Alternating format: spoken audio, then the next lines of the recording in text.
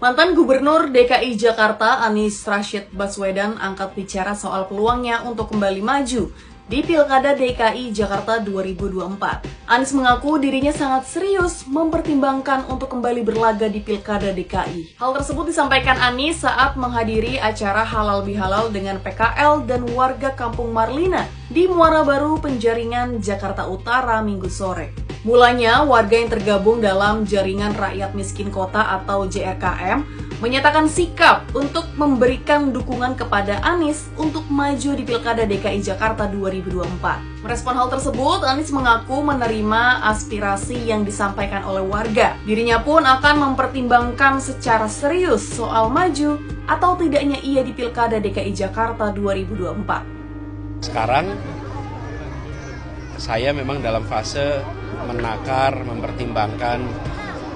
Sudah ada undangan